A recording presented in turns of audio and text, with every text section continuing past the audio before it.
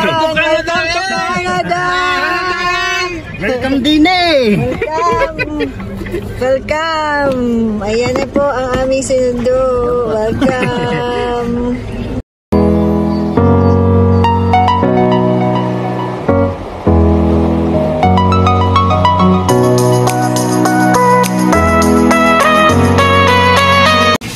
Good morning! It's the weekend at makikialmusal po ako dito sa Javier family. Oh my goodness! It's wang-wanging because pagluto po nito ay umusok. Kaya yan na po ang fried rice ni The Handyman and family. Yan po. Sarap. Ako po ay pumunta dito para makikain. Yan. May darating po mamaya si Ninong Sani. Kapatid po yun ni Mars, si Sani. As a student visa. Interviewin po natin siya pagdating. Ano bang aanuhin natin? Yung paano siya nag-apply, real talk with Sunny Javier. Ayan, ito na po, kagigising lang. Hindi naman, mga 7:30 po ako nagising. At ito na nga, nandito tayo sa kabilang bahay, kabilang apartment, at nagluto sila ng masarap na almusal. Ang asawa ko po ay tulog pa kasi siya po ay nag-overtime till 3 a.m. Dumating po siya sa bahay ay mga 4. Kaya dito po ako mag-aalmusal. Kasama si Mara. Ayan. At abangan nyo po, i-interview natin si Sunny sa kanyang mga ginawa. Paano siya nag-apply as student visa. Real talk with Sunny Javier. Nakapatid ni The Handyman and family. Abangan niyo po. Good morning! Sunny day today. Papunta po ako ng what do you call this? Dentist. At yun, malapit lang po dito, lalakarin ko lang. At itong mga dala-dala ko, ito ay naglinis yung amo ko, spring cleaning. Mga shoes po ito, dadalhin ko sa kaibigan ko kasi size 8 siya, ay ako naman ay size 5.5 lang. Dami niya po, yung mga ilang beses niya lang sinuot, tapos di niya na-feel. Ganun naman eh. Pag maraming shoes, yun, ibibigay ko po. Dadaan ko muna sa kanya. Yan. Yun lang po ang ganap ko ngayon, dentist. Tapos mamaya ay grocery. At mamayang gabi ay susunduin si Sunny. Papunta, galing kong Pilipinas, papuntang dito sa Toronto for student visa. Okay, yun lang po. Katatapos lang po ng aming grocery. Ayan po si Mara, nakasilip. Say hi! Hi to my vlog! Say hi everyone! Hi everyone! Ayan.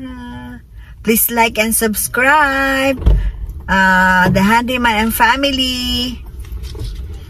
Ayan po si Tatay, ang bida doon. Yan. What are you eating? Ayan po si The Handyman and family. Siya po ang bida doon.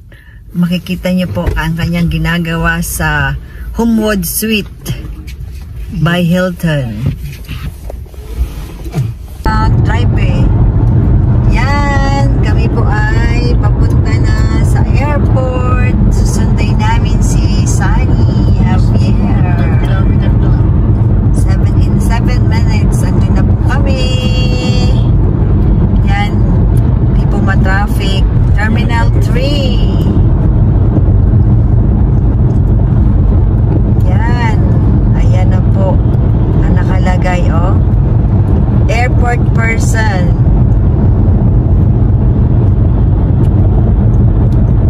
Ayan. Canada! Welcome din Welcome! Ayan na po ang aming sinundo. Welcome! Usapang bagong dating. Chicken. Hindi curry, baka pinili mo yung curry. Hindi curry. May chicken siya, pero ang lasa niya. Hindi ka ay-ay. Avion dito. Qatar ano bang? Saudi ano na? Ang Qatar Airways, Saudi yun, may-ari. Ano? Ito kailangan mong... Gutom ako, kinain ko pa rin. Tapos Kaya mamatay sa gutom. Layo ng biyahe. yung dessert niya, Manginginig ka. yung dessert, parang mayonnaise na may ketchup sa ibabaw. Tinikman ko. Ang sama din na hindi ko kinain. Buti may ano pa, yung isang dessert niya, prutas, yun. Yeah. Kilala natin yun. Kakain ka ngayong gabi. Ay, may pagkain naman na hinanda si Mar. Pero yung Ayan, ano, yung ayan na, kaninang nagkikwento. hapon, yun, masarap yung kaninang hapon. Ano siya? Yung papunta na dito. Okay. Canada na yun eh. Chicken din siya na may rice tsaka broccoli. Wow. Alak na lang hiningi mo eh. Hindi ko inakam pa. Coffee yung hinihingi ko. Black coffee. Tas 1 sugar lang. Hiningi mo yung alak. Ang ano, yung steward nung sa Manila to Doha, Oh. mga Filipino pa. Okay. Pero yung Doha to Montreal, ibang lahi na. Hindi Ayos lang. Ayaw, basta humingi ka lang.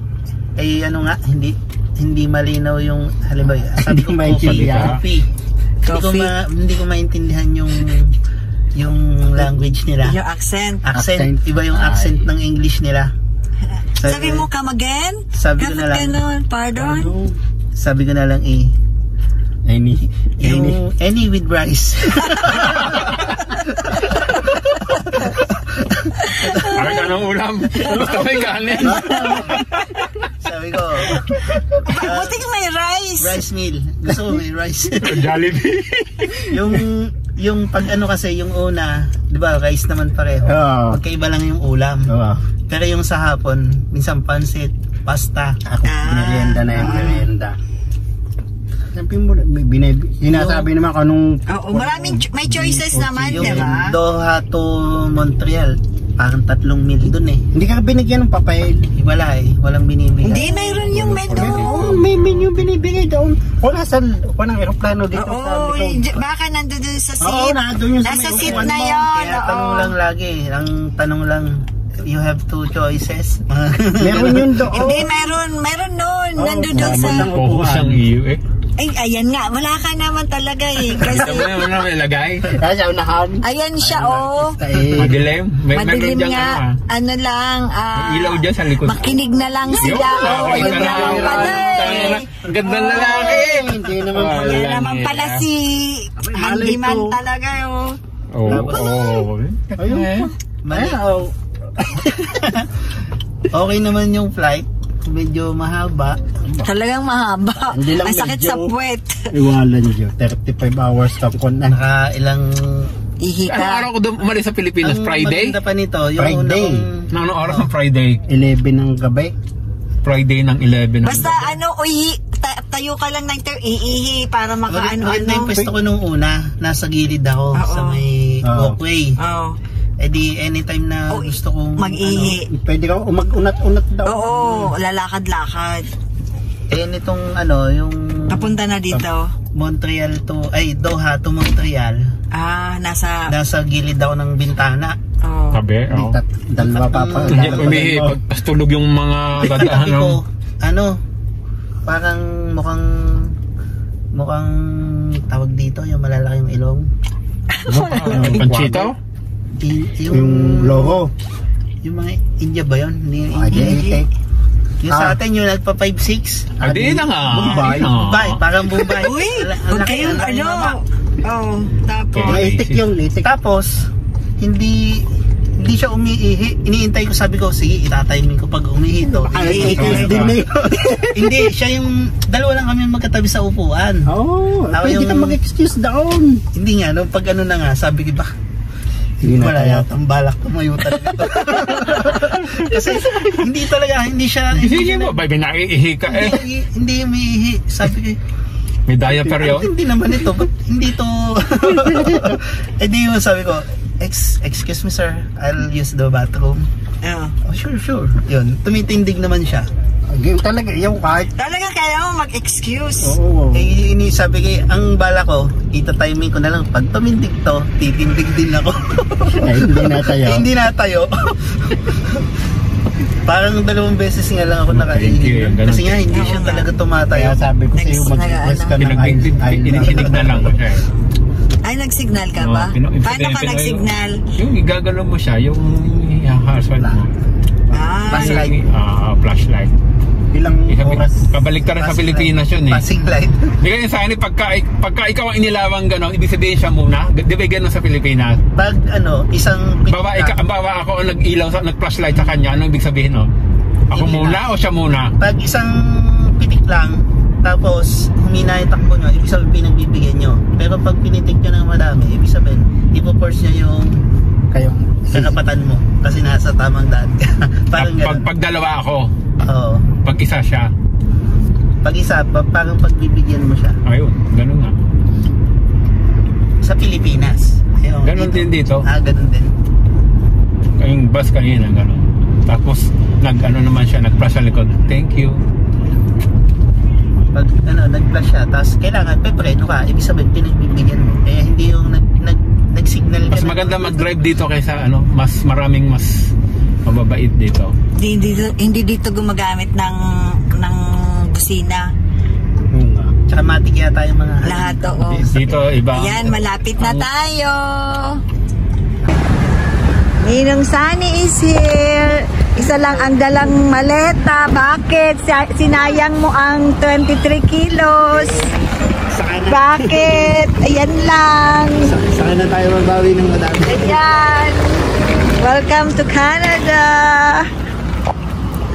Ayan na, binuksan na. Ayan. Diyan kami nakatira dito sa kabila. Dito. Dito kami. Dito. It's open.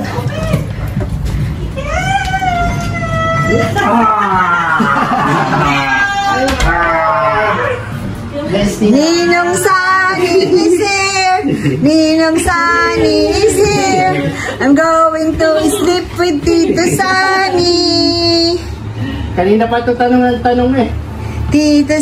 Ninong Sunny. Ninong Sunny. Pag tumitigil na ako dun sa mga waiting, parang nauga yung pakiramdam. Nalipad. Sabi ko, ito po, ang bagong dating. anong nangyari? Ayan po, ito lang aming nakayanan. Swiss chalet. Yan. Tapos may sinigang kami. Ayan na ang magkapatid. Parang kang kambal. Parang kambal ang dalawa. Magkumprero tayo. Oo na, magkamukha. Yan na pambagong dating. Ano ka? Ayan na, welcome to Canada daw.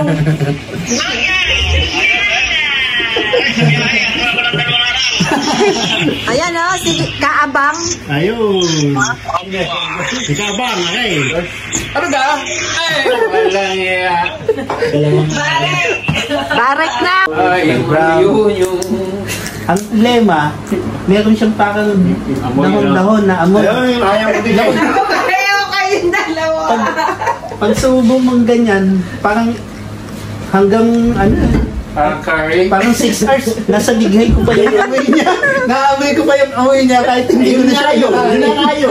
Kwentong Hindi, yung dahon na yung sinasabi ko. pinchay? Parang pinchay, oo. Sabi ko, Wala naman na. ano bang nasa? O sige na, kain na.